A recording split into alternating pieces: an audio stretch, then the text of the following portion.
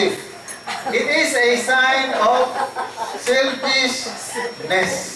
Ang pagka-selfie. Don't you know that there is a law to outlaw selfie coming up in Congress? House Bill 4807 or the Protection Against Personal Intrusion Act is now in the third reading in the plenary. It defines intrusion of personal privacy as any person who willfully intrudes into the personal privacy of another without the consent of that person and with the intent to gain or profit therefrom shall be civilly liable to the offended party. Pagkuha ka gani kag selfie, o niya, nakuha imong naong niya, na-appear si Dr. Tony or si Pastor Rick Galindo, niya imong ibutang sa Facebook, wa ka manangin ni Dr. Tony, pwede ka ikihan ni Dr. Tony o mapriso ka. Muna'y balaod, na wa ka manangin, nga gipost ni mo sa internet, ang iyang picture, way panangin, mapriso ka. Actually, wala pa na ma-approve. I hope di na ma-approve. Usaw man yung monitor, daga makain ka selfie, daga kayo mapriso. So, that's not good. So, don't be selfish. Be humble. Ang mga tao mahilig to glorify himself. That's selfishness. That's self-idolatry. Self-idolatry. Idolatry of self. Are we ready to serve? Since we are humble? Diba? Kung muwato ka tindahan, yung mga nga, first come, first serve. Nauna mong linya, ay pangilog diha. Yan.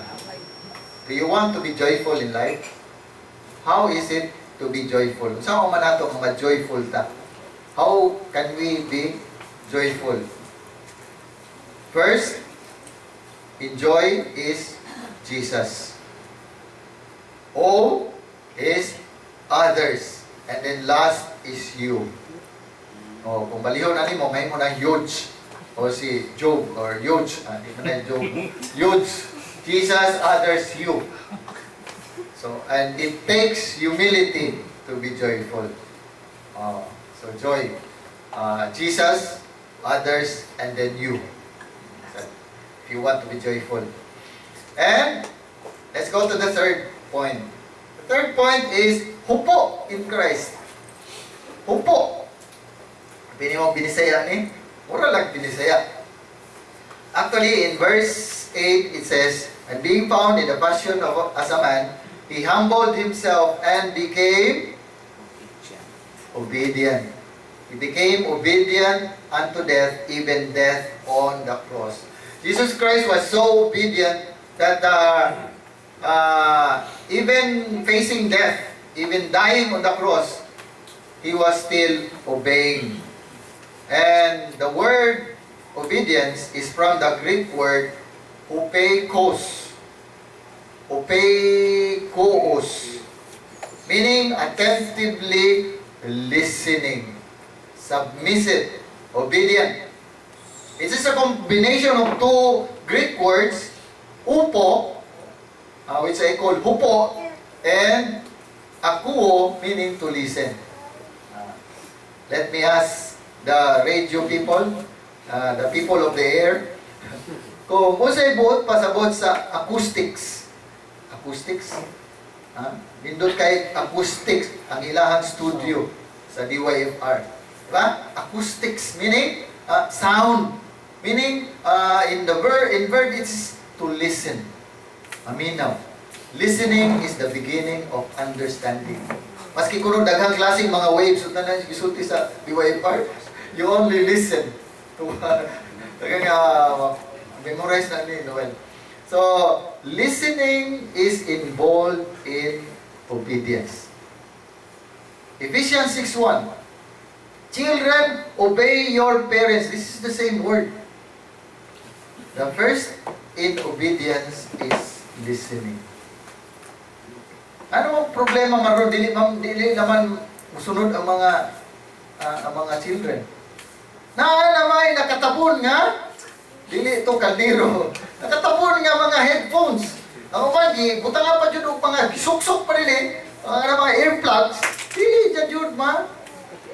Kadungog. Tawgon nimo. Dili makadungog ka nga naman. Naminaw man og something. Ha? Ha? Kung tawag po ko ninyo yung ingon si Dr. Tony, muhupo. So, doon ako na illustration about a child. Kadugong naman no? Nagduwa siya dool sa kanang dako nga kahoy. Ingnan siya sa papa nga nagtanaw niya. Dong, pupo!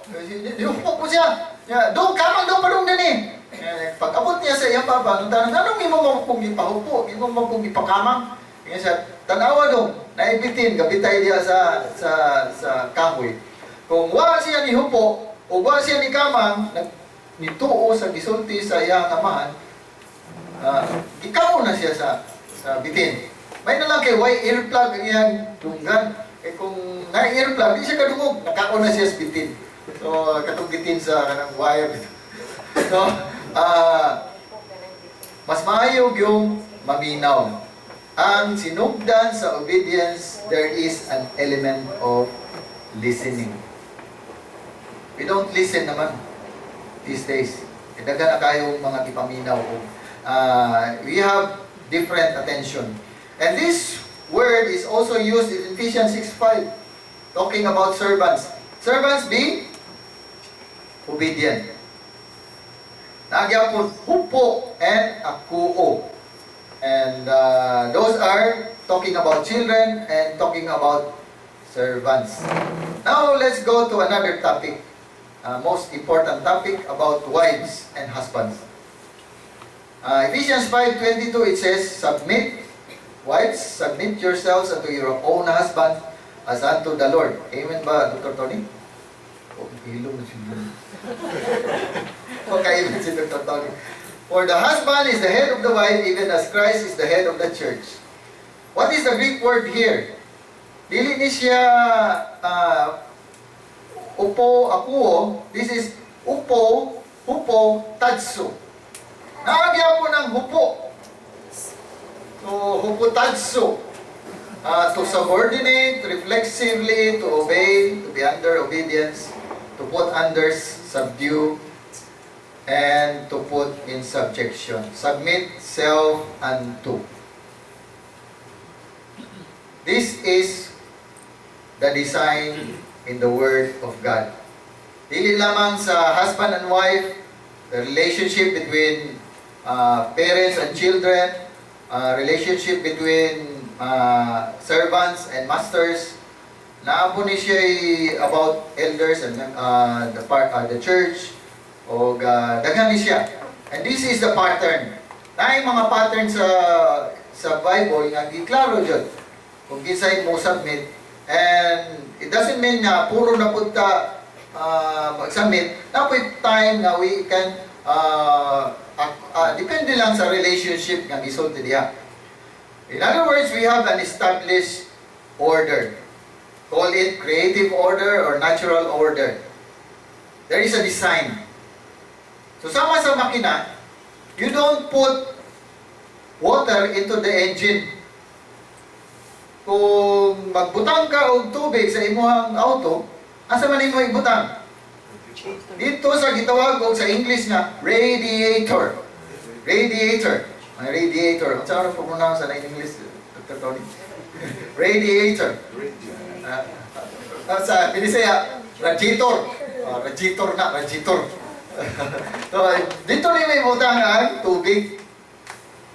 Ang tubig, dili na may ibutang sa makina.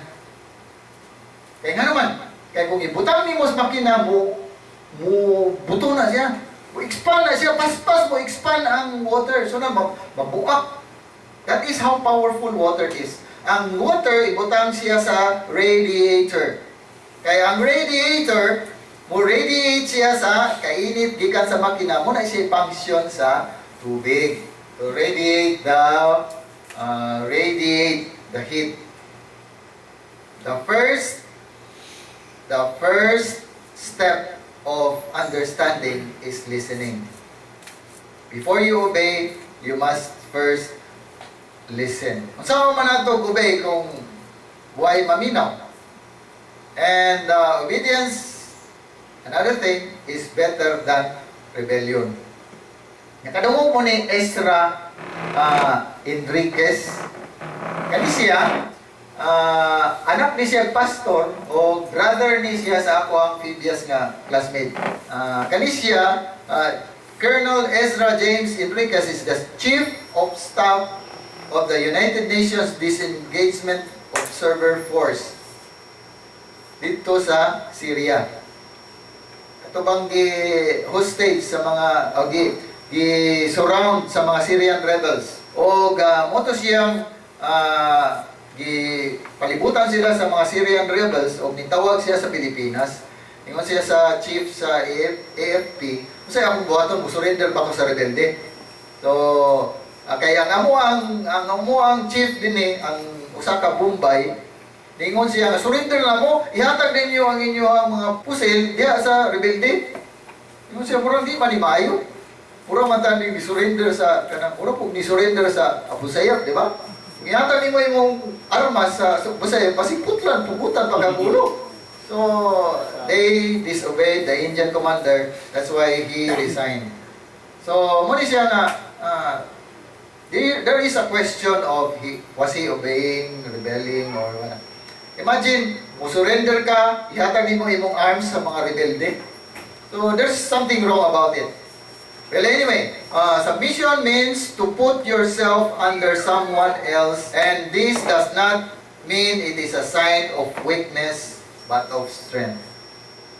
Maski na maayo ka, maski na bright ka, or mas banggitan ka, if you put yourself under somebody, that does not mean that you are weak or you are inferior. It can even mean that you are superior if you put yourself under somebody else. There are instances that submission is necessary.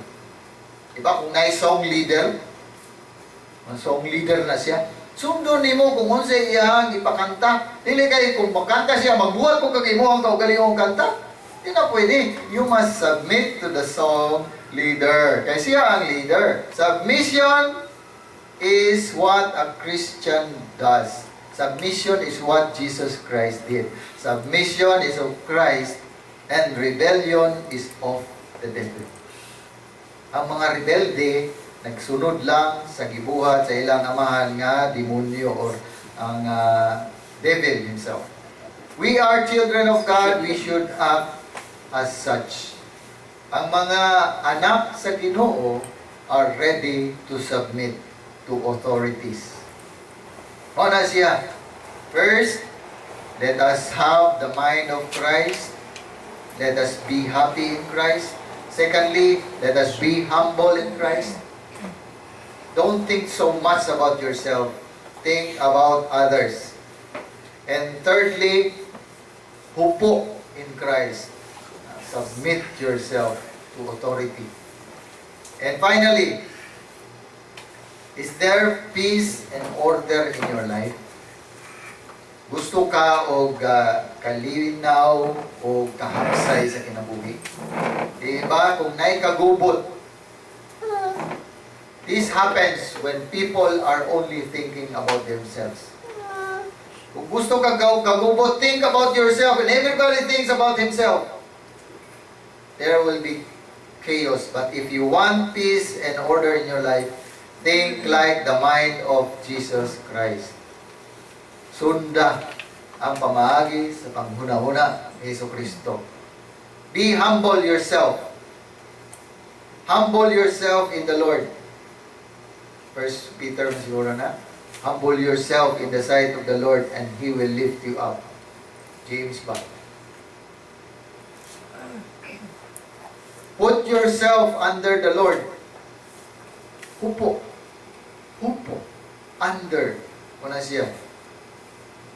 And if you still haven't have Jesus Christ in your life, kung wapag yun si Kristo sa imong kinabuhi, you must have Him, accept Him as your Lord and Savior in your life. Or else, there will be chaos in your life until you go to hell. Sa hell, dito ang tumang way katapusan nga kagubot. But if you are a Christian, think like the mind of Christ. Thank you, O Father, for giving us the word. Thank you for inspiring us about the life of Jesus Christ. Help us to think as Jesus Christ thought, or as He thinks now. We pray that you would help us to be like Christ and think like Christ. In Jesus Christ we pray. Amen.